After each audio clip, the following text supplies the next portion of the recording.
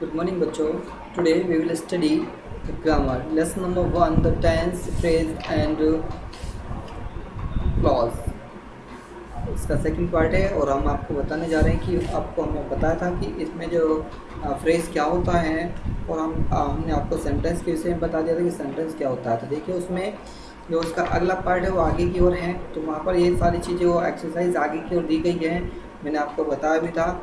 तो ये सब चीज़ें वो यहाँ दी गई हैं। पहले आप लोग ये देख लें कि जो उसका पिछला से आप लोगों का जो पार्ट था उसकी वो बात करें फ्रेज़ की। तो फ्रेज़ के में उसमें यहाँ नोट करके विशेष बात बताई थी। ये जो फ्रेज़ की है वो क्या है कि उसने कहा a sentence always has a verb in it. देखिए जो सेंटेंस है उसमें सेंटेंस में सदैव क्या होती है, एक वर्ब होती है जो वर्ब रखता है उसकी अपनी। उसके बाद क्या the verb is the heart of every sentence. जो वर्ब होती है वो इसका हृदय होती है एवरी सेंटेंस। प्रत्येक सेंटेंस में जो वर्ब होती है वो उसका हार्ट होती है।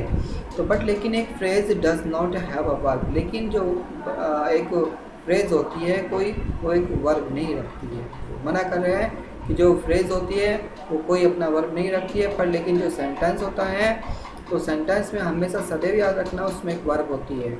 वो अपना ऐसा समझो कि वो उसका हृदय है, उसके बिना कुछ नहीं हो सकता। सेंटेंस में यदि वर्ब नहीं है तो वर्ब के बिना सेंटेंस नहीं बन सकता। पर लेकिन हम फ्रेज़ की बात करें, फ्रेज़ बिना वर्ब के बन जाती है। तो ये चीज़ इनको डिफाइन किया गया, बताया गया। और देखिए मैं आपको बता दूं तो इसमें जो क्लॉज दी गई है, यहाँ पर क्लॉज के बारे में बताता, और मैं भी क्लॉज के बारे में थोड़ा बाद में बात करेंगे। पहले बात करेंगे जो आप लोगों की एक्सरसाइज दी गई है।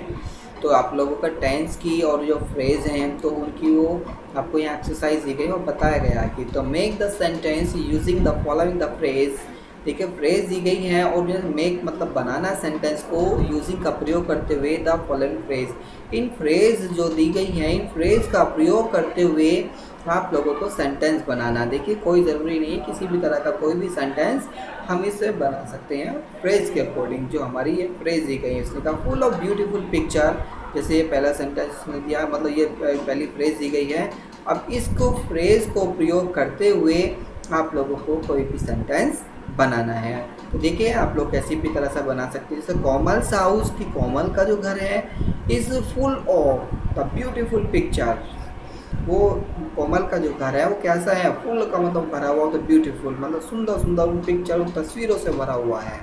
तो कोमल का घर किससे भरा हुआ है, उन सुंदर सुंदर पिक्चरों से उन तस्वीरों से भरा हुआ है। देखिए ये जो वर्ड है हमारे जो इस जो फ्रेज़ वाले हैं, इन फ्रेज़ से हमें सारे के सारे सेंटेंस बनाने हैं इन फ्रेज़ का प्रयोग करते हुए।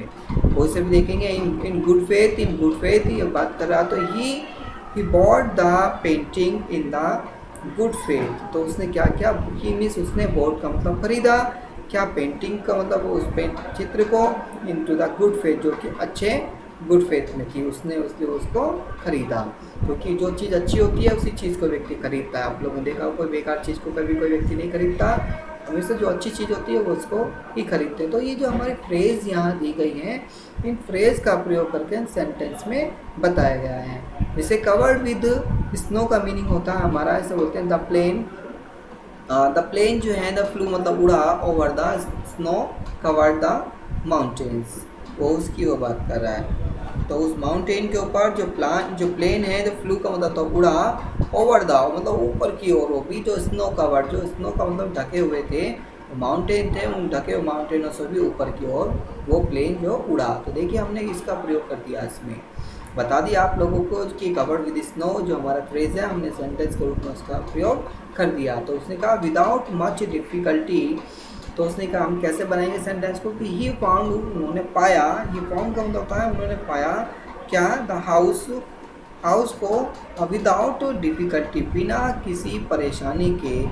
तो उन्होंने क्या किया, वो पाया। तो यहाँ हम अब प्रयोग कर सकते हैं he found the house without much difficulty. यहाँ पर मच डिफ़िकल्टी भी लिख लें, कोई दिक्कत नहीं है, आप इसमें मच डिफ़िकल्टी भी लिख सकते हैं। तो उसने कहा ही फाउंड, उन्होंने पाया, हाउस मतलब घर को, विदाउट मच डिफ़िकल्टी मतलब बिना अधिक परेशानी के उन्होंने उस घर को पा लिया।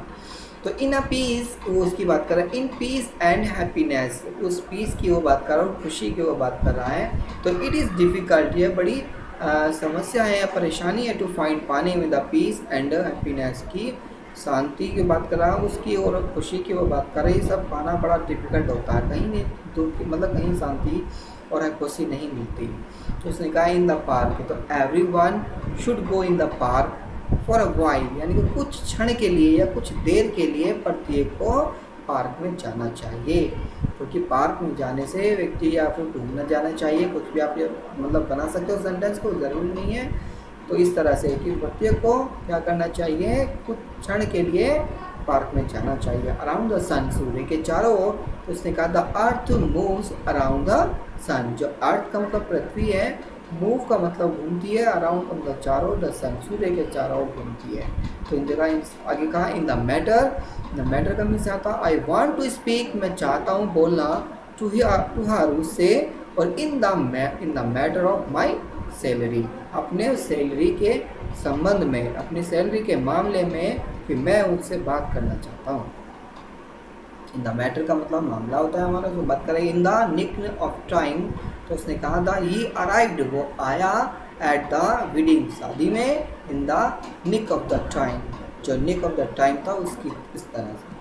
तो क्रॉस द रिवर, तो करा तो we took a boat cross the river, तो वी मीन्स हमने टुक का मतलब यह बोट नाम को, क्रॉस द रिवर हमने नाव, नदी को पार करने के लिए हमने बोट को लिया। चलिए अब आपको देखते हैं, आगे बताते हैं कि क्लॉज क्या होता है और किसे कहते हैं हम लोग क्लॉज। बड़े ध्यान से बड़ा अच्छे से समझना है आप लोगों को क्लॉज कि क्या होता है। उसके बाद में आपको जो एक्सरसाइज आएगी वो आपको भरनी होगी, अच्छे से ध्यान रखना है।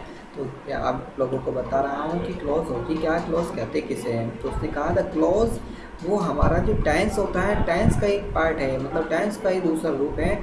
वहाँ छोटे छोटे होते हैं, यहाँ बड़े बड़े हो जाते हैं, इसकी वो बात कर रहे हैं। तो examine the group of the words in coloured in the following sentence. तो देखिए उसने कहा ये क्लॉज है हमारी, तो एग्जामाइन करना है द ग्रुप ऑफ वर्ड्स, उन शब्दों को इन जो कलर्ड में हो रहे हैं, इन द फॉलोइंग सेंटेंस, ये सेंटेंस है। तो उसने कहा पहले सेंटेंस देखेंगे तो Hercules was a man, Hercules एक व्यक्ति था, और उसने कहा ग्रेट स्ट्रेंथ, जिसकी बहुत बड़ी शक्ति, जो बहुत ज़्यादा शक्तिशाली था। हरकुलस जो एक व्यक्ति था वो बहुत ज़्यादा बड़ा शक्तिशाली था। तो इसकी वो बात करें तो ये सब क्या है, हमारी क्लॉज का रूप है। ये जो आगे उसको जोड़ा गया मतलब सेंटेंस को जो बढ़ाया गया सेंटेंस, वो हमारा सब क्लॉज कहलाता है। तो Hercules was a man, Hercules एक आदमी था, हु पोसेस्ड ग्रेट स्ट्रेंथ, जो उसकी अधिकता थी और कैसी थी, स्ट्रेंथ थी, पावर थी, जो बहुत ज़्यादा पावरफुल था। तो उसकी बात करें इन बोथ सेंटेंस, बहुत उसकी बात करें इन बहुत दी सेंटेंस की, जो सेंटेंस हैं जो दिए गए हैं उसकी वो बात कर रहा है। तो वो भी कैसे हैं, तो कलर रीडर, कलर का मतलब तो जो रंग बिरंगे हैं, तो वर्ड्स जो हैं परफॉर्म कर रहे हैं द सेम फंक्शन को, दे डिस्क्राइब, वो वर्णन भी कर रहे हैं नाउन को, वो वर्णन के नाउन का वर्णन कर रहे हैं, बता रहे हैं, मैन उस आदमी के विषय में बता रहे हैं। इट क्वाइट ईजी, क्योंकि बड़ा ईजी आसान है, रिकॉग्नाइज पहचानना द वर्ड्स, उन शब्दों को बड़ा आसान होता है पहचानना। ऑफ द ग्रेट स्ट्रेंथ, जो बड़ी शक्ति थी, एज ए फ्रेज, ये क्या है, फ्रेज है हमारा। तो उसने कहा ऑफ द ग्रेट स्ट्रेंथ, ये जो कलेक्ट कर किया गया था, ये क्या हमारी फ्रेज है। और बट लेकिन हाउ वुड यू डिफाइन, और तुम इसको कैसे डिफाइन कर सकते हो, द एक्सप्रेशन, और जो बता सकते हो इन द कलर्ड सेंटेंस, जो कि कलर्ड में सेंटेंस नंबर 2 उसने कहा I the who possess the great strength, और जो सबसे ज़्यादा हु द पोसेस, जिनका सबसे ज़्यादा अधिकार है, द ग्रेट स्ट्रेंथ, जो बड़ी शक्ति है। द एक्सप्रेशन हैज़ सब्जेक्ट, वो क्या कर रहे हैं, एक्सप्रेशन बता रही हैं हैज़ अ सब्जेक्ट, एक सब्जेक्ट का। और who as well as the finite verb, उसमें एज वेल जो हु जो है एज वेल एज क्या है, एक फाइनेट वर्ब है, पॉजिटिव है, उसका अधिकार है। तो इट कॉल्ड अ क्लॉज, तो इसलिए उसको क्या किस नाम से पुकारा है, एक उसे क्लॉज का रूप दिया है। तो आप लोग सबसे पहले क्या देखेंगे, ये जो आपकी क्लॉज है कि क्लॉज होती क्या है, किसे कहते हैं, देखिएगा इसकी डेफिनेशन कि a clause is a group of words, की जो क्लॉज होती है ये भी एक शब्दों का एक समूह होता है। कि a clause is a group of words that form a part of a larger sentence and has subject and finite verb of its own। तो देखिए उसने कहा कि शब्दों का एक ऐसा समूह, जो क्लॉज है हमारी, clause is a group of words, की शब्दों का जो एक ऐसा समूह है जिसमें क्या होता है, एक पार्ट होता है भी लार्जर सेंटेंस, एक वाक्य का बड़ा जो पार्ट होता है वो हमारा होता है, एंड जिसमें क्या होता है, एक सब्जेक्ट होता है और एक फाइनाइट वर्ब होती है और इट्स ऑन, उसमें जो अपनापन नज़र आता है, तो उसकी वो बात कर रहे। तो उन सब में क्या कहलाता है, वो क्लोज कहलाता है। कहने का मतलब ये है कि जो भी सेंटेंस होते हैं, जो बड़े बड़े सेंटेंस होते हैं जिसमें सब्जेक्ट होता है और फाइनाइट वर्ब होती है, तो वो सब हमारे क्या कहलाते हैं, क्लॉज कहलाते हैं। तो देखिए नोट करके विशेष रूप से दिया उन्होंने कि उसने कहा कि both a phrase and clause are only part of a sentence. देखिए दोनों ही जो फ्रेज हैं और क्लॉज हैं, ये केवल दोनों ही एक सेंटेंस का पार्ट है, सेंटेंस का हिस्सा है ये भी। उसने कहा बाय डेफिनेशन, तो इनकी जो डेफिनेशन है एक सेंटेंस की, is a group of word that makes complete sense. जो डेफिनेशन आपको बताई गई थी सेंटेंस की, कि sentence is a group of words that makes complete sense. वाक्य वो होता है, शब्दों का वह ग्रुप होता है कि जो पूरा पूरा अर्थ दे रहा हो, पूरी पूरी सेंस दे रहा हो, तो वो हमारा सेंटेंस कहलाता है। उसने कहा कि ये sentence should always contain on finite verb. देखिए उसने कहा जो सेंटेंस होता है उसको सदैव रखनी होती है क्या, एक फाइनाइट वर्ब रखनी होती है। सो इसलिए this is how we can the distinguish the among a clause, a phrase and sentence. तो वो कहना चाह रहे हैं कि हम किसी जिस प्रकार भी, या हम इस कैसे कैन डिस्टिंग्विश द अमंग, उनके बीच में ये सब चीज़ हो सकते हैं, क्लॉज हो सकती है और फ्रेज आ सकती है और सेंटेंस ये सब हमारे हो सकते हैं। उन सब चीज़ों में ये सब चीज़ें आप लोगों को देखने के लिए मिल सकती हैं। जैसे कि ए फ्रेज हमारा नो फाइनाइट वर्ब, जो फ्रेज होती है उसमें कोई फाइनाइट वर्ब हमारी नहीं होती। जो क्लोज होती है उसमें एक ही हमारी फाइनाइट वर्ब मिलती है, और जो सेंटेंस होता है हमारा उसमें at least one finite verb होती है, यानी कम से कम हमारी एक फाइनाइट वर्ब होती है, वो हमारा सेंटेंस कहलाता है। और जो क्लोज होता है, क्लोज में हमेशा याद रखना है एक ही फाइनाइट वर्ब होती है, और फ्रेज होगी हमारी, इसमें कोई भी हमारी फाइनाइट वर्ब नहीं मिलेगी। चलिए आप लोगों से मिलते हैं नेक्स्ट वीडियो के साथ में, और ऐसे ऐसा करते हैं कि आप लोगों को जो फ्रेज है या क्लोज है और सेंटेंस है वो आप लोगों को समझ में आ गया, वो सब एक ही पार्ट है। बस थोड़ा आपको ध्यान देना है कि जो फ्रेज होता है तो फ्रेज में कोई फाइनाइट वर्ब नहीं होती है, जो क्लोज होती है उसमें केवल एक फाइनाइट वर्ब होती है, और एक जो सेंटेंस होते हैं उसमें एटलीस्ट वन फाइनाइट वर्ब होती है। ये सब चीज़ आप लोगों को एक बार ध्यान रखना है, और आप लोगों से कल फिर मिलते हैं नेक्स्ट।